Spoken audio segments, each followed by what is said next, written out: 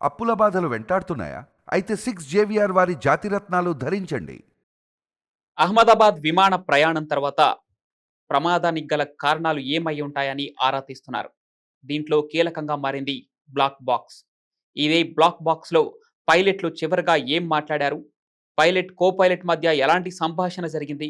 పైలట్లు ఏటీసీకి ఎలాంటి సమాచారాన్ని అందించారు అనేది ఈ బ్లాక్ బాక్స్‌లోనే నమోదవుతుంది. కాబట్టి విచారణలో ఈ బ్లాక్ బాక్స్ కీలకంగా మారనుంది. అయితే ఈ బ్లాక్ బాక్స్ గురించి కీలకమైన కొన్ని అంశాలు విశదీకరించి చూస్తే, బ్లాక్ బాక్స్ తయారీలో ఉపయోగించే మెటీరియల్స్ కూడా చాలా ప్రత్యేకంగా ఉంటాయి.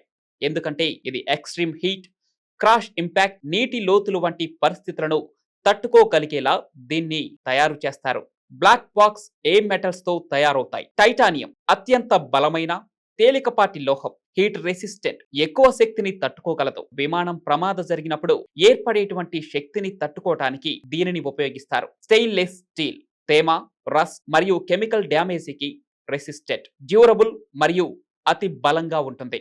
బయటి షెల్ గా ఎక్కువగా ఉపయోగిస్తారు. ఇన్సులేషన్ మెటీరియల్స్ లోపల డేటాను ఉష్ణోగ్రత నుండి రక్షించేందుకు heat resistant fibre glass, foam లేదా సిలికాన్ బేస్డ్ పదార్థాలను ఉపయోగిస్తారు. బ్లాక్ బాక్స్ నిర్మాణం 3 ప్రధాన భాగాలుగా ఉంటుంది. క్రాస్ సర్వైవబుల్ మెమరీ యూనిట్, ఇది లోపల ఉండే డేటా స్టోరేజ్ టైటానియం లేదా స్టెయిన్లెస్ స్టీల్ లో ప్యాక్ చేయబడుతుంది. థర్మల్ బ్లాక్ హీట్ నుంచి రక్షణ కోసం ప్రత్యేక పదార్థాలతో తయారవుతుంది. ఔటర్ షెల్ మిశ్రమ మెటల్స్ తో తయారవుతుంది. ఇది మొత్తం బాక్స్ ను కవర్ చేస్తుంది. బ్లాక్ బాక్స్ మనం చూస్తుంటే చిన్న బాక్స్ లా కనిపించవచ్చు, కానీ దీన్ని తయారు చేయడంలో వాడే మెటల్స్ టైటానియం, స్టెయిన్లెస్ స్టీల్, ఇవి ఏ విమాన ప్రమాదాన్నైనా తట్టుకునేలా తయారవుతాయి. లోపల డేటాను రక్షించేందుకు హీట్ రెసిస్టెంట్ పదార్థాలు, తడిసిపోయే ఇన్సులేషన్ ఉంటుంది.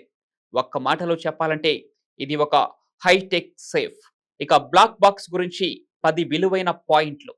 ఈ బ్లాక్ బాక్స్ కున్న అసలు పేరు.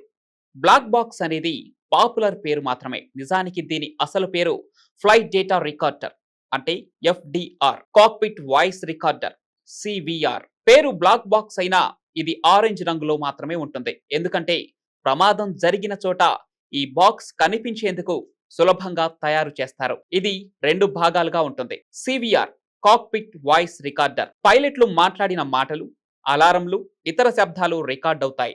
FDR flight data recorder, speed, ఎత్తు, ఇంజిన్ పనితీరు, డైరెక్షన్ వంటి 88కి పైగా డేటా పాయింట్స్ ను రికార్డ్ చేస్తుంది. డ్యూరేషన్ బ్లాక్ బాక్స్ సివిఆర్ 2 గంటల వరకు ఆడియోను, ఎఫ్డిఆర్ 25 గంటలకు పైగా డేటాను నిల్వ చేయగలదు.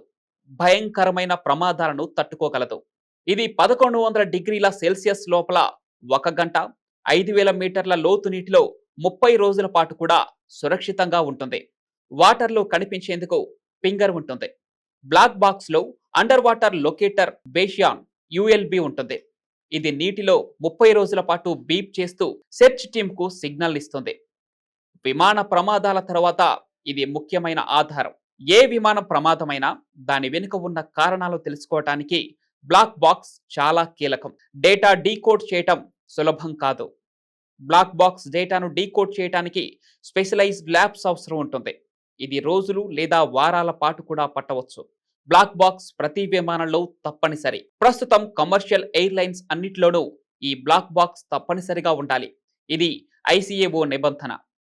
Black box data tamper proof. ఈ రికార్డింగ్ ఒక్కసారి స్టోర్ అయితే దాన్ని మార్చడం అసాధ్యం. కాబట్టి అది న్యాయంగా కూడా కీలకమైన ఆధారంగా వాడుతారు. ప్రమాదం జరిగాక బ్లాక్ బాక్స్ దొరికిందా అనే ప్రశ్న మొదటగా వస్తుంది. ఎందుకంటే అదే విమానంలో ఏం జరిగిందో పూర్తిగా చెబుతుంది.